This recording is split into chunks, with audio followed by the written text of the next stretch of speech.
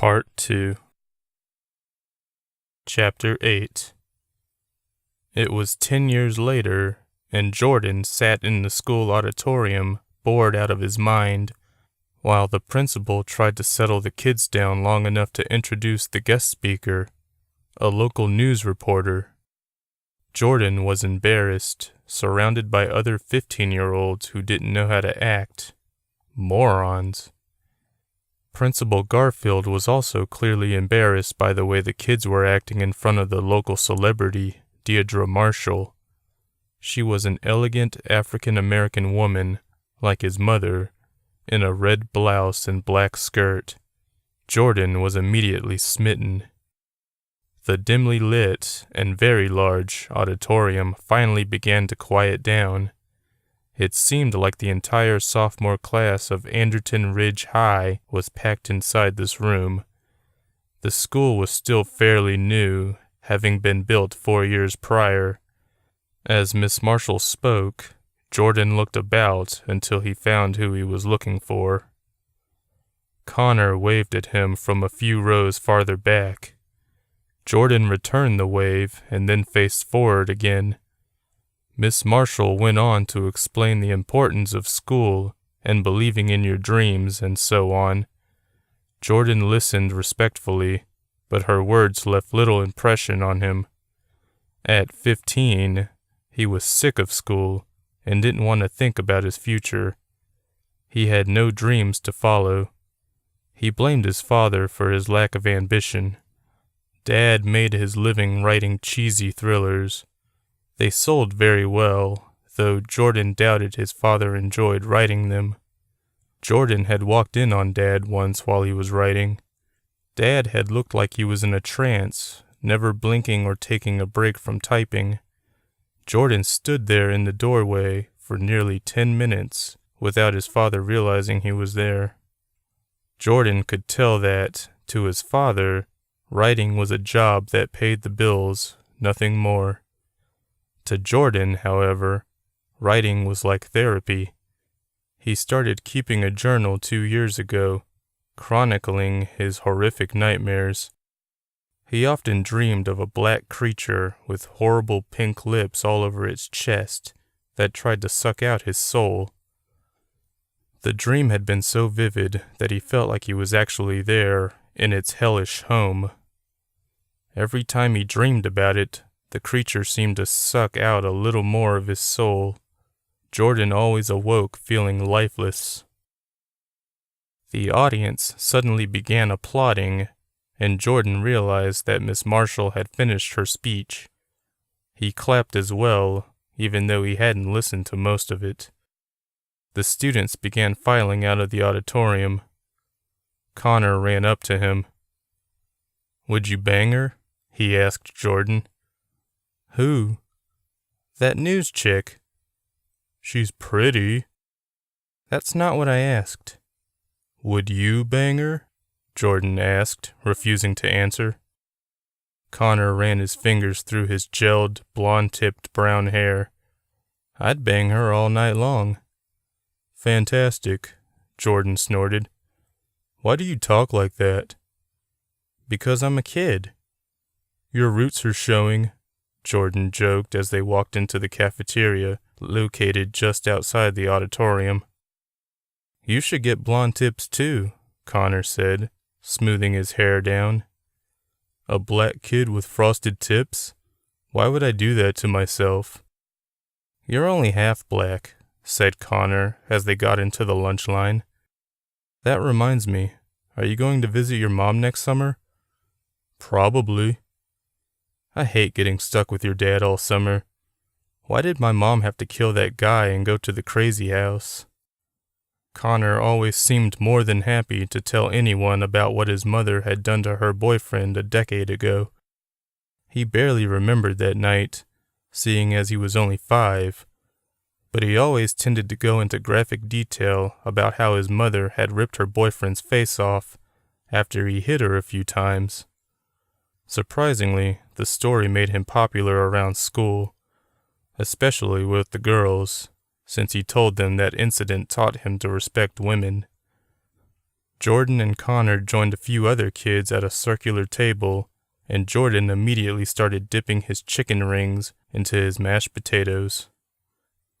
"You just love those chicken rings, don't you?"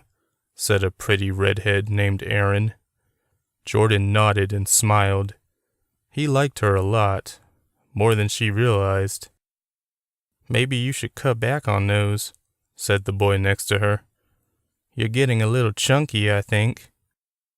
Unfortunately, Erin had an asshole boyfriend named Travis Hooper. He was a senior on the basketball team and had an athletic build that he liked to show off whenever he got the chance. He had an arm around Erin's shoulder, holding her close. He was grinning at Jordan, as if he were well aware of the crush Jordan had on his girlfriend. "Stop squeezing so tight," Erin complained, and Travis loosened his grip. He never stopped grinning at Jordan, however. Jordan, losing his appetite, dropped his chicken ring and looked elsewhere. "So, Travis," Connor said, "did Miss Marshall's speech inspire you to follow your dream of becoming a skanky hoe in the streets?" Erin chuckled. Travis looked at him and simply said, "I can't imagine being anything else." If anything, Jordan admired the fact that nothing ever got under the jock's skin. It was nearly impossible to anger him. "What did you think of Miss Marshall?" Erin asked, addressing everyone at the table. "I thought she was pretty cool," said Travis. "Me too," Jordan replied. "I'd do her," Connor added. The sound of a throat clearing turned Jordan and Connor around. Standing just behind them was Deirdre Marshall. Connor said, completely at a loss for words. His face turned bright red. Principal Garfield stood next to the reporter, equally red, though in anger as well as embarrassment. "I'm sorry," Connor finally said, just before turning away with a grin on his face. "That's quite all right," the woman said, waving away the comment. "I've heard worse." She looked at Jordan. "I was wondering if I might have a word with you, Mr. Scott." Great. Jordan felt like he'd caught his cousin stupid. "Sure." He stood and followed the reporter and principal to the front of the auditorium. "Don't worry," Miss Marshall said quietly, just barely audible over the din of the lunchroom. "You're not in trouble or anything. I just wanted you to know that I'm a huge fan of your father's books." "Oh." That was the last thing Jordan had expected to hear. "Thanks. I'll tell him you said that." "Actually," she said hastily, stepping closer, "I was hoping to perhaps interview him." "For a story? Weren't there official channels to go through for stuff like this?" Jordan wondered. "You could say that," she replied. She was so close that her perfume practically smothered him. It smelled of vanilla. "How can I help?" he asked. She smiled. "Maybe you could talk to him for me. Your father deplores interviews, hasn't done many at all since hitting it big, and even when he does, it's just to talk about his books." "You don't want to talk about his books?" "Not quite," she said. Jordan and Connor got off the bus and walked up the hill to their house. Jordan was exhausted and wanted to take a nap, but knew he should finish his homework first. There was also that one other thing he had to do. "Dad?" he called into the house as Connor headed for the kitchen to the left, next to the staircase. Jordan dropped his backpack on the floor and walked into the living room on the right. He walked right up to the fireplace and looked inside. Dad sat at his computer in his study. The fireplace was like a window into the little room. Jordan could see tiny black words on the computer monitor, but couldn't read any of them. "Dad?" The man spun in his chair to face his son. Jordan still hadn't grown used to seeing his dad looking so old. He was only 41, but looked well into his 60s. He was very skinny, so much so that he looked like a cadaver. His hair was dark brown with a lot of gray strands, and the corners of his eyes were nothing but wrinkles. "Working on another book?" Jordan asked him through the fireplace. "Sort of." Dad turned off the monitor absently. "What's up?" Jordan told him about Deirdre Marshall speaking at the school and how she wanted to interview the mildly famous Donovan Scott.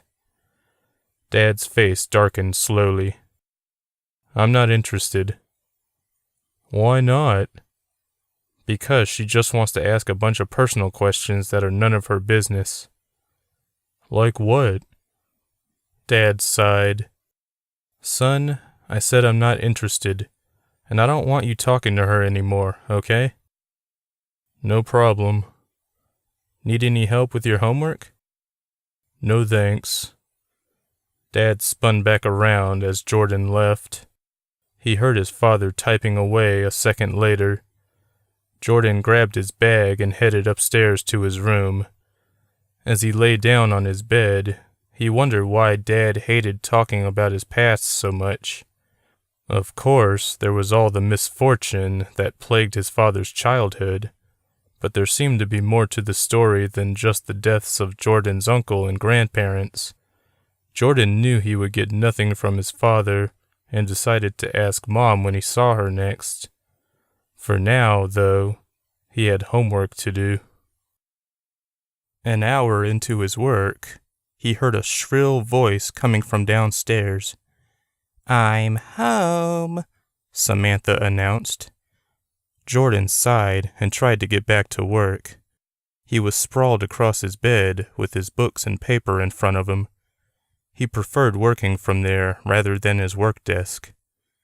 Moments later, loud pop music blared throughout the house.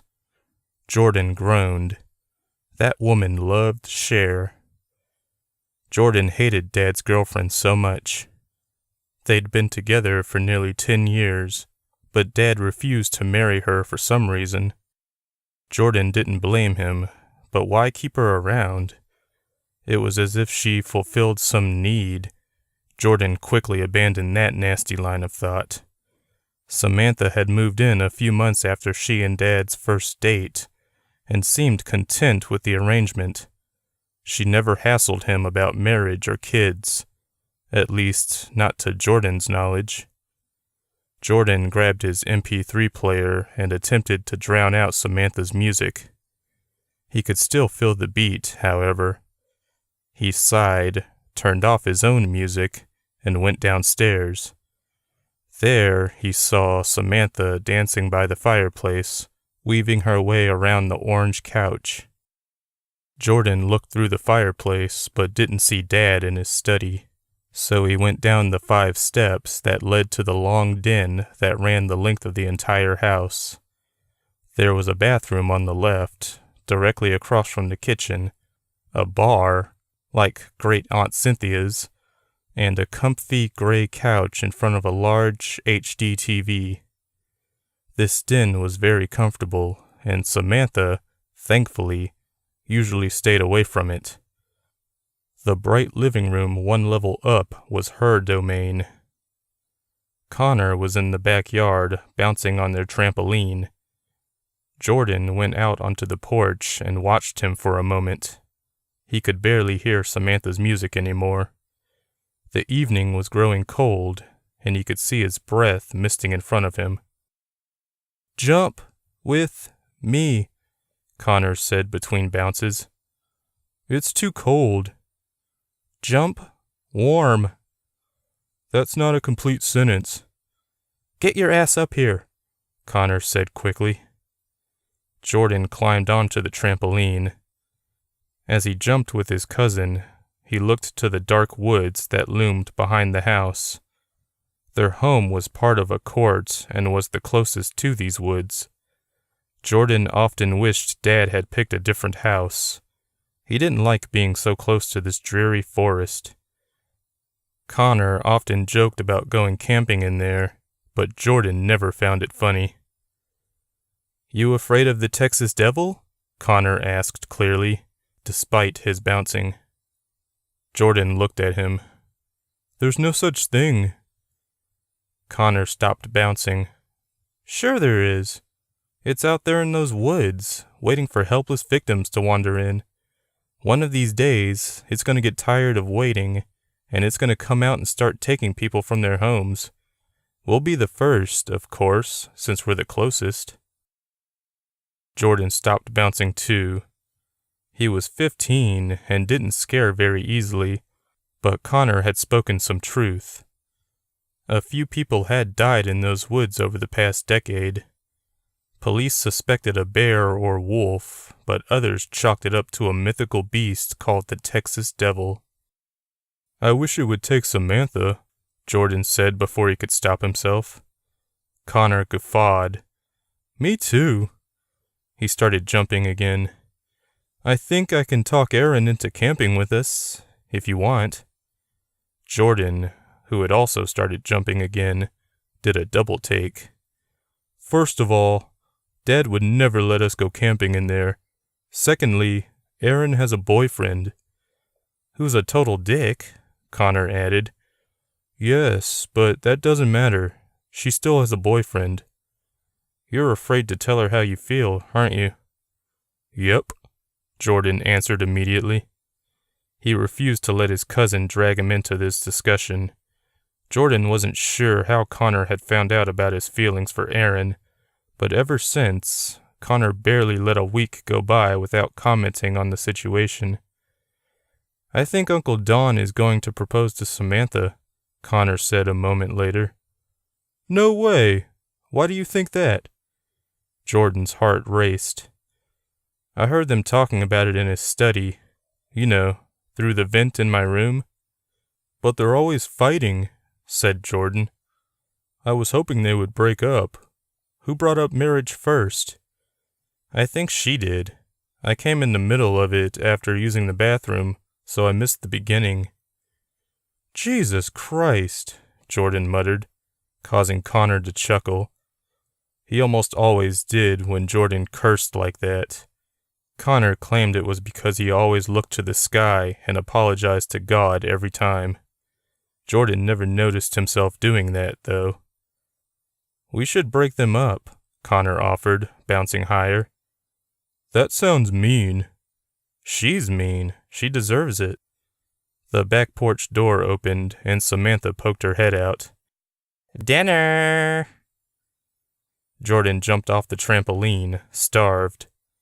As much as he hated the woman, he loved her cooking.